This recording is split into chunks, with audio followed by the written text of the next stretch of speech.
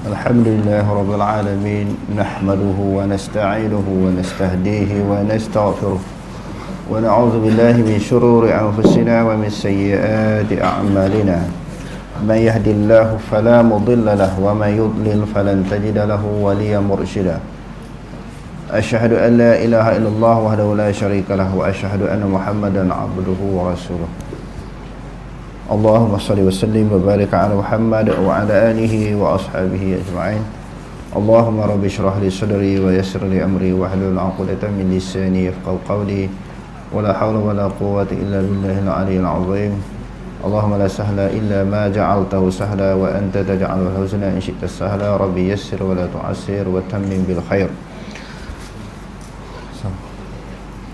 Sehubungan dengan itu, Rasulullah SAW menggesa umat Islam supaya merebut 5 perkara sebelum datang 5 perkara, sebagaimana yang terdapat dalam hadis riwayat Amr bin Maimun yang dijelaskan Rasulullah SAW bersabda.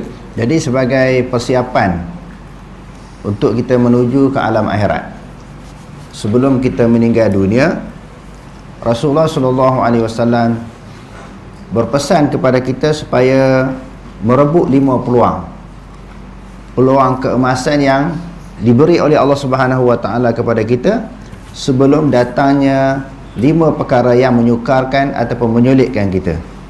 Okey, terus.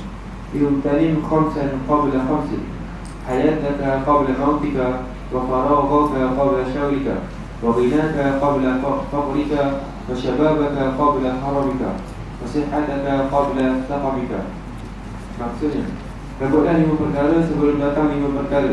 Hidup anda sebelum mati anda, masa kosong anda sebelum tiba masa sibuk anda, masa kaya anda sebelum tiba masa fakir anda, masa muda anda sebelum tiba masa tua anda, dan masa sihat anda sebelum tiba masa sakit anda.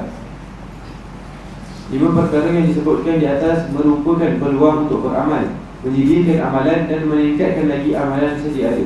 Orang yang luput untuk beramal pada masa hidup sudah tidak ada ruang lagi untuk beramal selepas kematian. Orang yang luput peluang untuk beramal pada masa lapang tidak akan mempunyai ruang untuk beramal pada masa sibuk. Orang yang luput peluang untuk beramal pada masa kaya akan luput peluang untuk beramal pada masa miskin dan jatuh fakir. Orang yang luput peluang untuk beramal pada masa muda tidak lagi mempunyai peluang untuk beramal pada masa tua. Orang yang luput peluang untuk beramal pada sihat tidak ada lagi peluang untuk beramal pada masa sakit, kerana pergerakan pada masa sakit adalah terbatas. Firman Allah Subhanahu wa taala, "Qul ya ibadiyalladzina asrafu ala anfusihim la taqnatu min rahmatillah. Innallaha yaghfiru dzunuba jami'a. Innahu huwal ghafurur rahim. Wa anibu ila rabbikum wa aslimu lahu min qabli an ya'tiyakumul 'adzab. ثم لا تنصرون واتبعوا أحسن ما أنزل إليكم من ربكم من قبل أن يأتيكم العذاب بغتة وأنتم لا تشعرون أن تقول نفس يا حسرة على ما فرطت في جنب الله وإن كنتم لمن الساخرين أو تقول لو أن الله هداني لكنت من المتقين أو تقول حين ترى العذاب فلو أن لي كرة فأكون من المحسنين بلى قد جاءتك آيات فكذبت بها واستكبرت وكنت من الكافرين. Qul, kata olehmu wahai Muhammad, ya ibadiyalladzina asrafu. Katakanlah wahai Muhammad, wahai hamba-hambaku yang telah melampaui batas ala anfusihim, di atas diri mereka. Sebab agama Islam ni, hukum Islam dia ada batasan dia ada sempadan. Sebagaimana ayat-ayat yang lepas yang kita telah baca, dia tak boleh keluar daripada sempadan had, maknanya ketetapan yang telah ditetapkan oleh Allah Ta'ala, ataupun digunakan dengan istilah yang lain, hukum syariat ini sebagai hudud. Wa tilka hududullah wa may yata'adda hududallah fa ulaika humuz zalimun. Yang demikian itu adalah sempadan-sempadan Allah. Barang siapa yang melanggarinya ataupun melampauinya, mereka termasuk daripada kalangan orang-orang yang zalim. Jadi asrafu ini maknanya melampaui diri mereka dengan tidak melaksanakan apa yang diperintahkan oleh Allah. Maknanya secara ringkasnya orang yang melakukan dosa, kesalahan kepada Allah, melakukan maksiat, tetapi mereka tetap Allah gunakan istilah hamba, ya ibadi. Allah Ta'ala pujuk orang yang buat maksiat tadi, buat dosa tadi, Allah Ta'ala tetap menggunakan hamba. Sebab hamba Allah Ta'ala ni ada hamba yang beriman, ada yang tak beriman. Daripada kalangan orang Islam pula ada hamba yang betul-betul dia beriman, ada hamba yang fasik. Orang kafir pun termasuk di dalam hamba Allah. Sebab tu dia kata di sini, wahai hambaku yang telah melampaui batas atas diri mereka. Biasalah bila orang buat maksiat, buat dosa ni, dia rasa bersalah. Rasa bersalah tu okey, tapi sehingga tidak ada pengharapan langsung kepada Allah, tak ada mengharapkan keampunan daripada Allah, kasih sayang daripada Allah. Sampai lagu tu tak boleh. Menyesal tu bagus dah. Sebab tu dalam Quran banyak sangat kita jumpa ayat-ayat Quran tentang pengampunan daripada Allah, dan Allah Ta'ala sertakan selepas pengampunan itu dengan kasih sayang. Innallaha ghafurur rahim. Sesungguhnya Allah Subhanahu wa Ta'ala Maha Pengampun lagi penyayang. Sebab tu dia kata, wahai hamba-hambaku yang telah melampaui batas atas diri mereka, la taqnatu min rahmatillah, janganlah berputus asa dengan rahmat Allah. Walaupun dah buat salah tu, menyesal, taubat lagi, esok buat lagi, lepas tu teringat pula, oh bersalah, sampailah kita mati, kena bertaubat sentiasa berdampingi diri dengan Allah. Wa anibu ila rabbikum, maknanya anibu, apa makna anibu? Kembalilah kepada Tuhanmu. Kembali dengan melakukan dua jenis amalan, amalan zahir dan juga batin. Amalan zahir ini seperti kita kata sembahyang, puasa, zakat, haji, bersedekah, qiyamul lail, selawat, zikir, baca Quran dan sebagainya. Adapun amalan batin ni mahabbatullah, khaufullah, rajaullah, takut kepada Allah, mengharapkan Allah, raja, dan juga kasih kepada Allah Ta'ala. Bukan saja takut. Allah Ta'ala ni dalam Quran dia tak suruh hamba-hamba Allah Ta'ala ni takut je, kena ada sayang. Dan juga dalam waktu yang sama ada sifat pengharapan, raja. Dosa banyak, salah banyak, tapi insya-Allah Allah Ta'ala Maha Pengampun. Kena ada pengharapan, maknanya menaruhkan harapan yang tinggi kepada Allah Ta'ala untuk mengampun sesuatu dosa yang kita lakukan. Innallaha yaghfirudz dzunuba jami'a. Allah Ta'ala kata, wahai hamba-hambaku, sesungguhnya Allah Ta'ala mengampun dosa-dosa semuanya. Semuanya tak kira lah, kecuali syirik je. Allah Ta'ala mengampun dosa selain daripada syirik. Syirik dia tak ampun. Maknanya syirik ni kena terkeluar daripada agama Islam, dia kena mengucap balik, lepas tu baru dia bertobat. Innallaha ghafurur rahim, sesungguhnya Allah Ta'ala Maha Pengampun lagi penyayang. Wa anibu ila rabbikum. Anibu ni maknanya kembalilah kamu. Bila orang buat dosa maksiat, dia dah jauh, dia lari. Sebab tu ada ayat Quran kata fafirru ilallah, larilah kamu menuju Allah. Kerana buat maksiat kita dah menjauhkan diri daripada Allah dan jauhkan diri daripada rahmat Allah Ta'ala. Dalam ayat ni Allah Ta'ala kata, wa anibu ila rabbikum, kembalilah kamu kepada Tuhan kamu. Buat dosa tadi kamu dah lari, dah jauh, dah lari, lagi buat banyak, lagi bertambah, lagi bertimbun, lagi jauh dengan Allah. Jadi kembali kepada Tuhan kamu. Wa aslimulah, serah diri, selenda, ya Allah. Takut ni, takut azab, takut neraka, seksa kubur. Aslim bimakna al-istislam.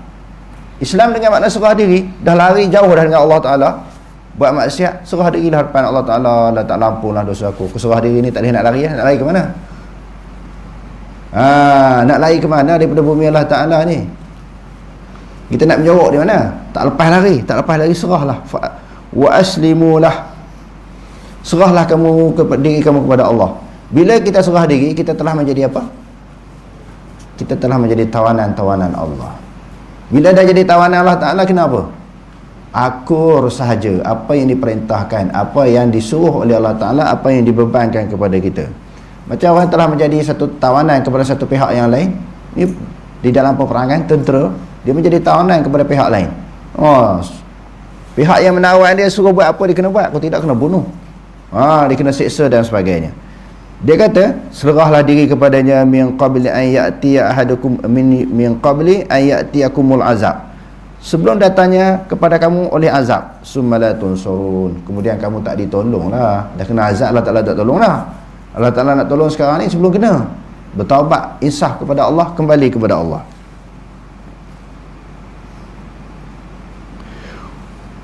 Watbi'u ahsana ma unzila ilaikum. Ikutilah olehmu sesuatu yang paling baik yang diturunkan kepada kamu daripada Tuhanmu. Ikut Quran, firman Allah, arahan Allah Subhanahu wa taala. Min qabli an ya'tiyakumul azab, sebelum datangnya kepada kamu oleh azab baghtatan, secara tiba-tiba. Azab ni kadang-kadang kita bukan sempat bersedia, tiba-tiba datang. Gempa bumi, tsunami, aksiden, bencana. Begitu juga kiamat, dia bersifat baghtah. Kiamat ni dia mari tiba-tiba, walaupun didahulukan dengan amaran, dengan dipanggil alamat sughra, alamat kubra kan. Tetapi time dia datang tu dengan tiba-tiba, tak ada mari amaran dah. Sebelum tu memang ada tanda, masa dia mari tu tak ada dah tanda. Datang dalam keadaan mengejut. Wa antum la tash'urun, dan kamu tidak menyedari datangnya kiamat, datangnya azab, kamu tak sedar. Au taqulu nafsun, ataupun akan berkata oleh seseorang, ya hasrata, alangkah besarnya penyesalanku. Bila dah mati esok, duduk dalam kubur ataupun dibangkitkan di padang mahsyar, alangkah besarnya penyesalanku. Ala ma faradtu, atas apa yang telah aku cuaikan. Dulu pernah tinggal semayang, pernah buat dosa, buat salah, tak ikut hukum Allah, melawan Allah Ta'ala, menentang Allah Ta'ala. Ala ma faradtu fi jambillah, di atas sesuatu yang aku telah cuai daripada sisi Allah. Apa maksud sisi Allah? Hukum-hukum Allah dilanggari, diabaikan, tak diambil berat. Tak diambil berat. Wa in kuntu laminas sakhirin, aku termasuk daripada orang-orang yang memperolok-olokkan hukum Allah, agama Allah Ta'ala. Menyesal tak habis. Pada masa tu nyesal pun tak guna. Au taqulu, ni di antara ucapan penyesalan. Ucapan penyesalan manusia di akhirat. Tadi dia kata, aku telah cuai sesuatu yang datang daripada sisi Allah. Aku termasuk orang yang memperolok-olokkan hukum Allah, agama Allah. Au taqulu, ataupun ada jenis orang di akhirat nanti Allah Ta'ala kata, dia akan kata, taqulu tu maknanya nafsun tu tadi, seseorang. Lau anna Allah hadani, kalau sekiranya Allah Ta'ala telah memberi hidayah kepadaku, petunjuk kepadaku, lakuntu minal muttaqin, niscaya aku jadi orang yang bertakwa. Tapi aku tak dapat hidayah, tak dapat petunjuk, macam mana nak jadi orang bertakwa? Sebab tu jadi kafir, fasik, zalim, buat maksiat sebab tak ada hidayah. Tengok manusia ni, daripada atas dunia ni dia bagi alasan sampai ke akhirat. Manusia punya perangai daripada dunia bagi alasan sampai ke akhirat tak habis. Sebab tu dia ada di ayat dalam Quran, Allah Ta'ala tutup mulut tu, yang jawab maknanya anggota tubuh badannya. Sebab perangai manusia dia tak puas hati. Kalau dengan Allah Ta'ala dia tak puas hati, sesama manusia lagi dia tak puas hati. Tengok dahsyatnya perangai manusia dia. Kalau aku dapat hidayah, aku tak jadi, niscaya aku jadi orang yang baik, jadi orang yang bertakwa. Ni aku tak dapat hidayah. Dia cari dak hidayah ni. Dia duduk di rumah, relax je, tiba-tiba nak datang, nak bagi Allah Ta'ala bagi hidayah, petunjuk kepada dia untuk dia beramal. Dia berusaha tak. Sedangkan hidayah petunjuk ni dia kena usaha. Au taqulu, tengok, ini Allah Ta'ala bagi dedahkan, bongkarkan alasan-alasan yang akan dikemukakan oleh manusia di akhirat. Allah Ta'ala bongkarkan alasan-alasan yang akan dikemukakan oleh manusia di akhirat. Au taqulu hina taron azaba, ataupun dia kata ketika dia melihat akan azab, lau anna li qarratan, kalau aku boleh hidup atas dunia balik, kan comel. Baiknya kalau aku dapat hidup atas dunia balik, fa akuna minal muhsinin, nescaya aku nak buat sesuatu yang baik. Aku termasuk daripada kalangan orang-orang yang melakukan kebaikan. minta doa kepada Allah Ta'ala nak hidup semula, nak semayang balik. Hak tinggal semayang, hak tinggal puasa, nak puasa balik. Hak semalam kita baca, kalau yang tak sedekah, dia minta takhirkan. Ini orang munafik, jangan mati ketika itu, lewat sikit aku nak bersedekah ni. Andai kata dia dipanjangkan umur, dia pelewatkan nyawa dia, ajar dia, dia tak buat juga. Hak orang munafik ni dia lambat, dia tempohkan sejam, lepas tu baru mati pula, ataupun sehari, seminggu, sebulan baru mati pula. Dia tak buat juga. Hak yang dah mati dah, duduk dalam kubur, hak duduk dalam kubur ataupun di akhirat, Allah Ta'ala tak kena hidup semula atas dunia, dia tak buat juga. Innaha kalimatun qailuha, omong kosong Allah Ta'ala kata. Kalau dihidupkan semula pun taubat dia tak buat. Diperlambatkan kematian ni pun dia tak buat juga. Menipu manusia ni. Macam kita lah bila sakit kan, duduk atas katil, duduk hospital, Allah teringin nak masjid, teringin nak buka Al-Quran, teringin nak bersama dengan orang yang mengaji, Allah Ta'ala bagi sembuh, dia tak buat juga. Masa duduk sakit tu Allah kan, Allah Ta'ala bagi sembuh, dia tak buat juga apa yang dia nak, yang dia sebut, yang dia cita-citakan ketika sakit tu. Memang perangai manusia ni banyak Allah Ta'ala bagi peringatan. Sebab tu bila kita baca Quran, Allah Ta'ala suruh sedar diri. Kita ni banyak tak sedar. Banyak peringatan Allah Ta'ala bagi, tak sedar-sedar. Bila Allah Ta'ala belasah azab manusia dalam kubur ataupun di akhirat, Allah Ta'ala tak salah dah. Jangan meletakkan kesalahan kepada Allah. Berapa banyak peringatan demi peringatan Allah Ta'ala bagi kat kita. Nescaya aku ni jadi orang yang baik, dia kata, kalau Allah Ta'ala kembalikan aku hidup di atas dunia. Bala, bahkan tidak sebenarnya. Bala, qad ja'atka ayati, Allah Ta'ala bahkan telah datang kepada engkau ayat-ayatku. Fakadzabta biha, kamu tipu, kamu tak percaya, kamu tolak. Peringatan tu dah datang, bukan sekarang ni, ketika kamu melihat azab, melihat siksaan di hadapan mata kamu. Fakadzabta biha, kamu dusta ayat-ayatku. Bukan sahaja tak percaya, wastakbarta, kamu sombong pula dengan ayat-ayatku, peringatan-peringatanku. Jadi Allah Ta'ala ni dengan sifat rahmat kasih sayang Allah Ta'ala, seseorang yang dicampak dalam neraka tu hak teruk jahat sangat, hak tak ada ruang hidayah masuk dalam hati dia. Yang Allah Ta'ala masuk dalam neraka ni, tak ada ruang hidayah masuk dalam hati dia. Dilawan tak habis-habis, lepas lawan, dia tak berhenti daripada menentang. Wa kunta minal kafirin, kamu daripada orang kafir lah. Terus sembang lah, bagi peringatan demi peringatan, kamu tak nak ikut. Terimalah balasan yang disediakan oleh Allah. Okey, terus Sakaratul maut. apa makna sakaratul maut yang kita sebut semalam? Kesakitan, penderitaan, kesusahan berhadapan dengan kematian. Walaupun tu orang tu baik, apatah lagi hak yang tak baik kan, hak baik pun mesti sakit. Itu juga dialami oleh Nabi manusia yang paling baik, paling disayangi oleh Ta'ala, tapi terasa kesakitan maut itu. Sebab itu Allah Ta'ala sebut dengan perkataan apa mati ni? Kullu nafsin dha'iqatul maut, setiap yang bernyawa akan merasai. Rupanya rasa, ada rasa. Sebab tu saya selalu sebut, dah muhasabah diri sendiri, baca Quran dengan tengok dengan mata sahaja. Quran ni dia tengok dengan mata hati, baru kita faham betul-betul. Ni banyak orang baca Quran kan, tapi dia tengok dengan mata saja. Dekat nak bulan puasa ni, dia pederah baca, nak jadi imam ni bulan puasa. Tadi dengar surah Al-Baqarah tadi habis dah. Dengan mulut lancar, kalau jadi imam tak sangkut dah lah, okey dah. Tapi ayat Quran yang kita baca tu kita faham tak? Ataupun nak dapat sagoti bulan puasa kan, jadi imam wakil sekolah kan, hantar wakil sekolah kan, masjid nu surah ni orang bayar duit. Kerana tu ngapai di mana kita mengaji innamal a'malu binniyat. Kita semua ibadat termasuk baca Quran ni kerana Allah, bukan kerana siapa surat. Sagoti orang nak bagi tu, dah lari dah kita punya niat. Dia pulung sakan. Tengok dekat bulan puasa ni, semua pakat tawar diri. Walaupun hak sangkut banyak.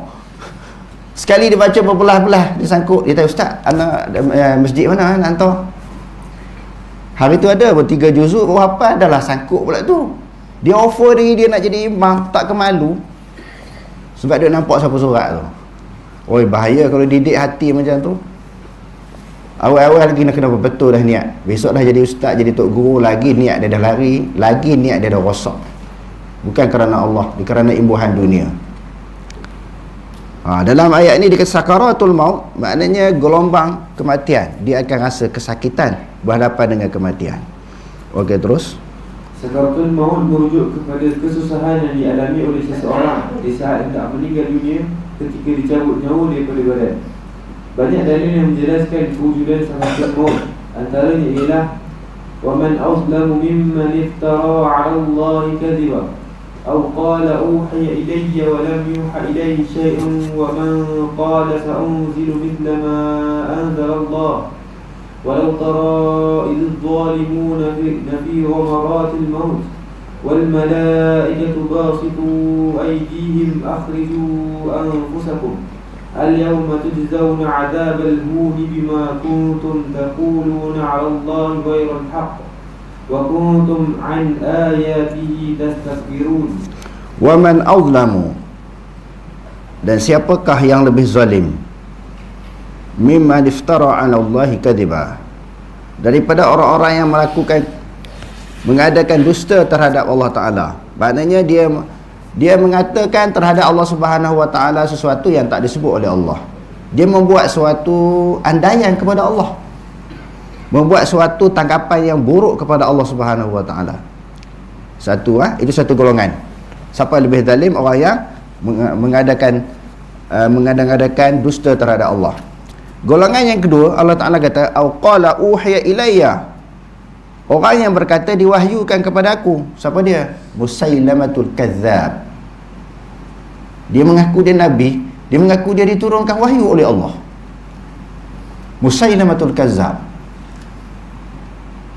Walam yuha ilaihi syai', Allah sedangkan tidak diwahyukan kepadanya Musailamatul Kazzab tu sesuatu pun tak diwahyukan. Cuba dia kata aku pun dapat wahyu juga.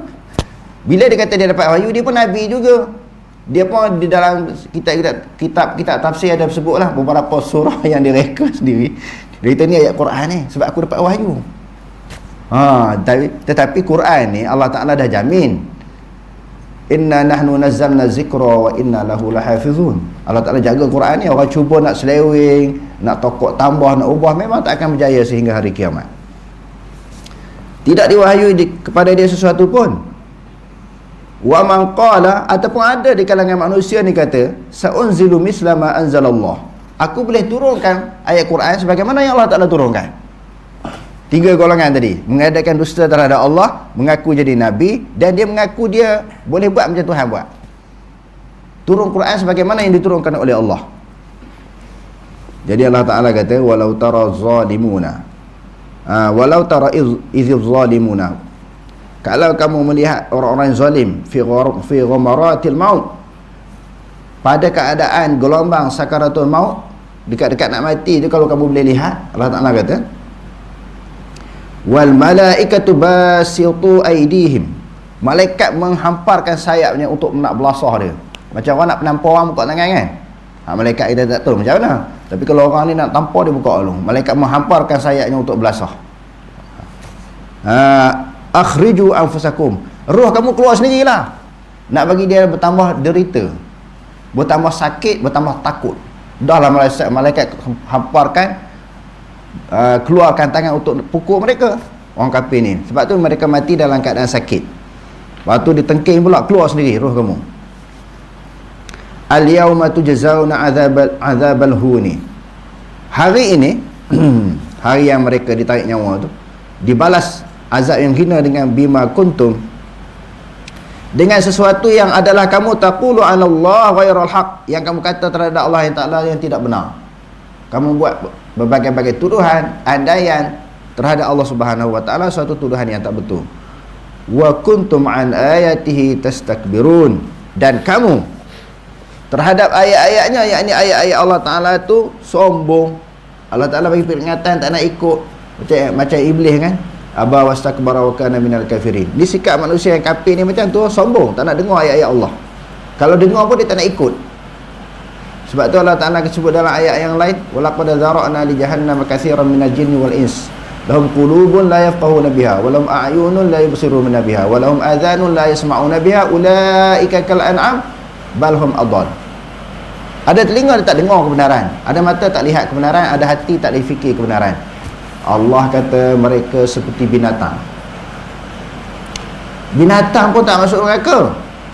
Bal hum adall, bahkan mereka lebih sesat daripada binatang. Maknanya orang kafir ni dia lebih teruk daripada binatang.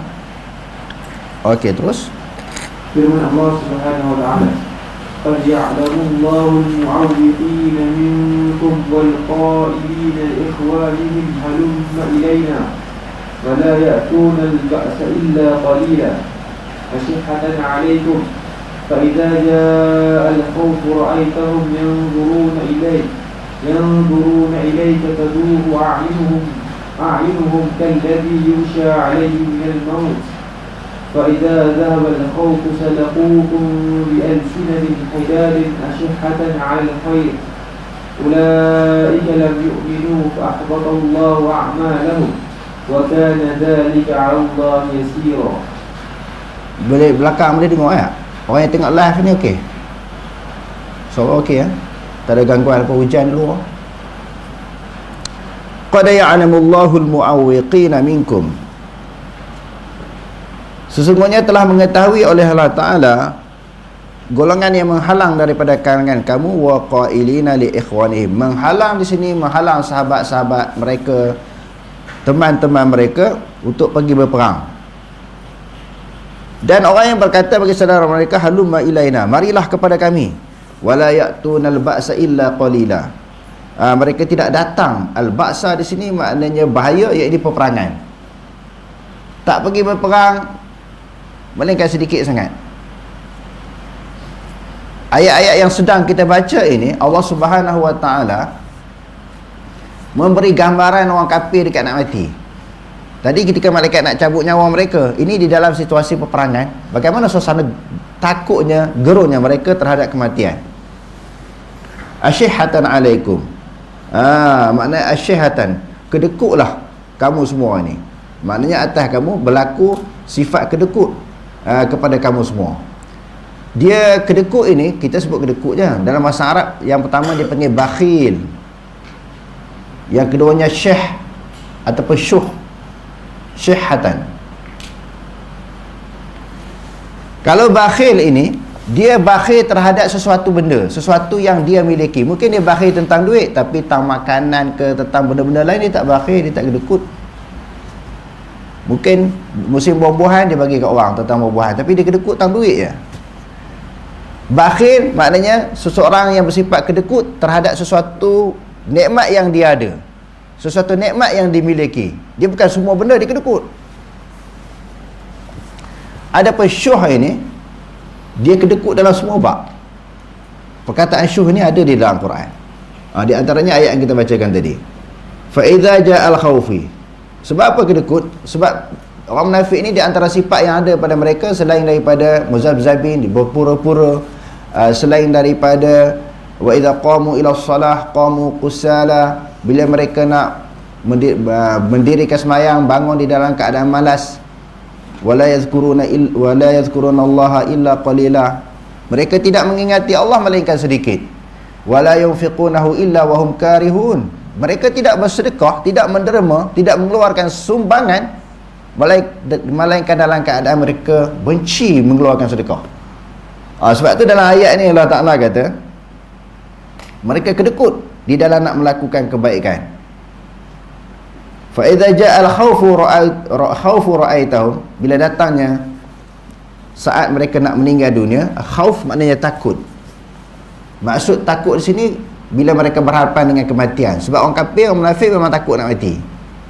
Ra'aitahum, kamu melihat mereka itu yang zuruna ilaika, duk akan mati kamu wahai Muhammad, dekat nak mati ni. Taduru a'yunuhum, duk kelipak-kelipak mata duk tengok kamu, mengharapkan belah kasihan, kemaafan daripada kamu.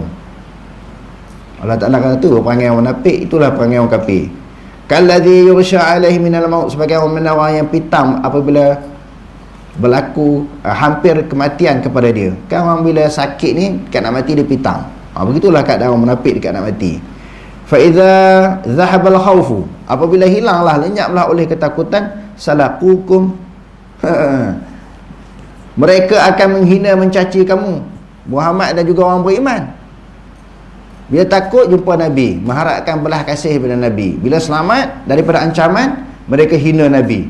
Bi'asinatin hidadin, dengan lisan-lisan yang tajam, kutuk-kutukan yang keras, cacian-cacian yang menyakitkan hati.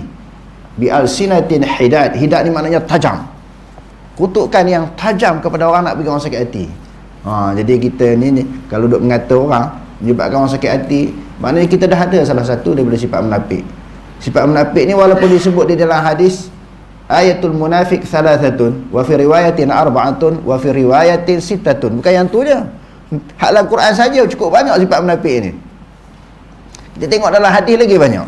Salah satunya bercakap ni orang bagi orang sakit hati.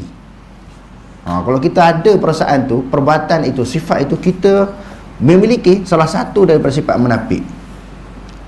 Memberi dengan lisan mereka dengan yang tajam, bagi kritikan yang keras kepada orang, menyebabkan orang sakit hati. Dia berbeza dengan teguran, berbeza dengan nasihat. Kutuk, teguran, nasihat lain. Kutuk ni memang mencaci orang, tidak ada unsur-unsur nasihat, bimbingan nak bagi orang sedar, bukan. Dia nak bagi sakit hati. Asyihatan alal khair, mereka ini juga adalah bakhil daripada melakukan kebaikan.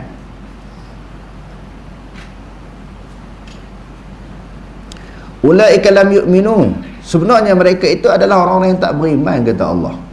Fa ahbatallahu a'malahum, Allah Ta'ala membatalkan semua amalan mereka. Kalau ada buat baik pun Allah Ta'ala tak bagi pahala, batalkan semua ibadat. Sebab asas kepada penerimaan ibadat oleh Allah mesti beriman, kan? Syarat sah sembahyang, puasa, zakat, haji, beriman. Kalau kafir buat ibadat pun tak jadi apa, buat kebaikan pun tak jadi apa. Allah Ta'ala membatalkan amalan-amalan mereka. Wa kana Allah wa kana dzalika 'ala Allah yasira. Yang demikian itu mudah bagi Allah. Mudah aja bagi Allah Ta'ala nak menghapuskan segala amalan baik mereka. Jadi nak buat baik dia kena ada asas dia, iaitu beriman kepada Allah. Okey, terus.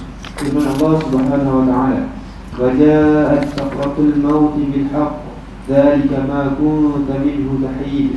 Dan telah datanglah oleh sakaratul maut. Maknanya gelombang kematian dengan benar. Zalika, yang demikian itu, ma kunta minhu tahid, yang adalah sebelum ini yang kamu mengelak, kamu cuba lari daripada mati.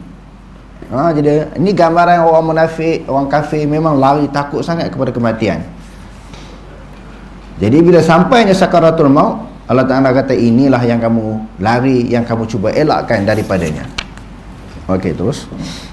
Permohonan manusia kembali beramal di dunia semasa sakaratul maut. Golongan kafir atau golongan yang cuai memohon kepada Allah Subhanahu wa taala untuk kembali beramal di dunia ketika berada dalam keadaan sakaratul maut, bagi menampung kekurangan atau kefasikan mereka semasa hidup. Firman Allah Subhanahu wa taala, "Hatta idza jaa ahadahumul maut qala rabbi irji'un la'alli a'malu salihan fima taraktu kalla innaha kalimatun huwa qailuha wa min wara'ihim barzakhun ila yaumi yub'atsun." Okey, ini ayat yang kita baca semalam, kan? Sehingga apabila datanglah akan salah seorang daripada mereka oleh kematian, qala rabbi irji'un, ya Allah kembalilah kami hidup di atas dunia, la'alli a'malu salihan fima taraktu, mudah-mudahan aku nak buat baik bila dihidupkan semula, kebaikan yang aku duk tinggal atas dunia dulu yang aku tak buat. Kalla, bahkan tidak, innaha kalimatun huwa qailuha, Allah Ta'ala kata itu omong kosong dia. Kalau hidup semula pun dia tak akan buat. Wa min waraihim barzakhun ila yaumi yub'atsun, di belakang mereka adalah al-barzakh. Maknanya barzakh ni penghalang, dinding antara dunia dan juga akhirat. Maknanya orang yang berada di dalam alam kubur. Sehinggalah hari yub'atsun, hari apa? Hari yang dibangkitkan manusia, yakni hari kiamat. Okey, terus. Orang kafir berbuat demikian kerana untuk membolehkan mereka masuk Islam, manakala orang yang cuai untuk membolehkan mereka bertaubat dan beramal soleh. Namun permintaan mereka tidak diperkenankan, sebagaimana yang dijelaskan dalam ayat di atas. Menurut Syekh As-Sa'idi, ayat di atas menjelaskan situasi orang-orang yang cuai ketika berada dalam sakaratul maut.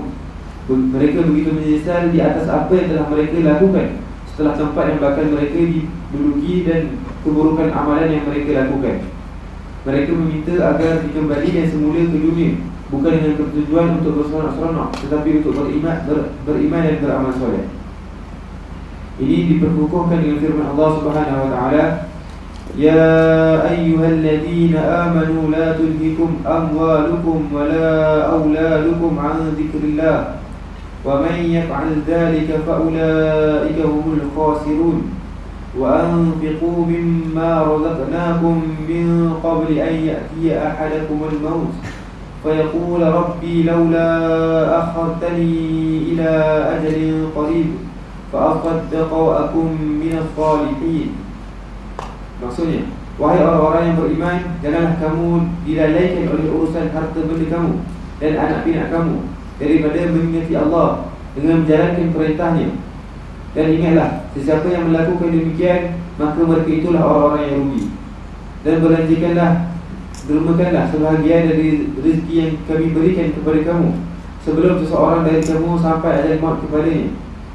Yakni kalau tidak, maka itu pada saat itu akan merayu dengan berkatanya, "Wahai Tuhanku, alangkah baiknya kalau engkau lambatkan kedatangan ajal matiku ke suatu masa yang sedikit sahaja, supaya aku dapat bersedekah dan dapat pula akan menjadi diri orang-orang yang soleh." Pintu taubat tertutup sewaktu nyawa berada di halkum. Sewaktu nyawa seseorang berada di halkum, ketika itu taubat sudah tidak berguna dan tidak diterima lagi. Dalam hadis riwayat Ibnu Umar radhiyallahu anhu menjelaskan, Rasulullah sallallahu alaihi wasallam bersabda, "Inna Allah yaqbalu taubatal 'abdi ma lam yugharrir." Maksudnya, sesungguhnya Allah menerima taubat seorang hamba selagi nyawa tidak berada di halkum. Begitu juga dengan firman Allah Subhanahu wa taala, "Innamat taubatu 'ala Allahi lilladzina ya'maluna as-su'a bijahalatin thumma yatubuna min qarib fa ulaika yatubu Allahu 'alaihim wa kana Allahu 'aliman hakima."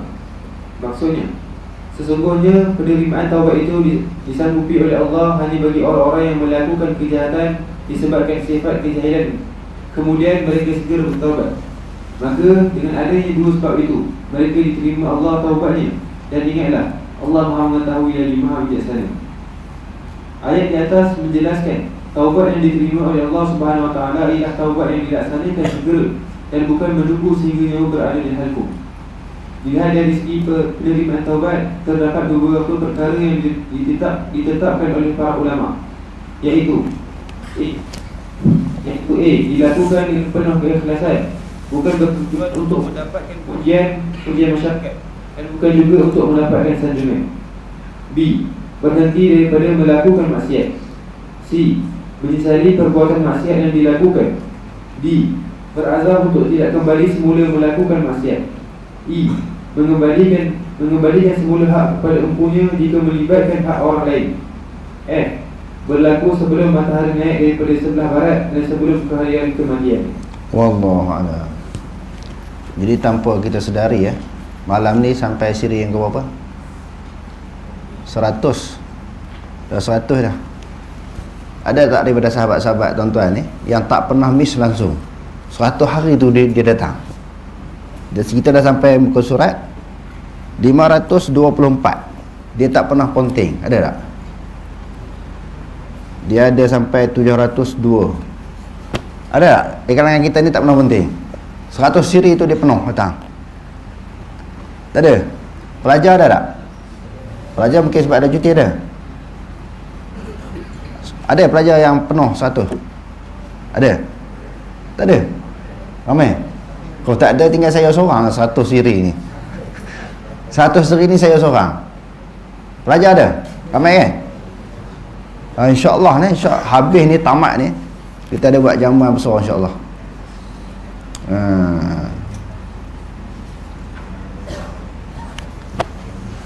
Jadi insyaAllah mula pada malam ni cuba lazimkan, cuba wajibkan, cuba usahakan supaya tidak penting walaupun sehari sampai kitab ini dihatamkan insyaAllah. Wallahu a'lam. Aqulu qawli hadza wastaghfirullahal azim li wa lakum. Wassalamu alaikum warahmatullahi taala wabarakatuh.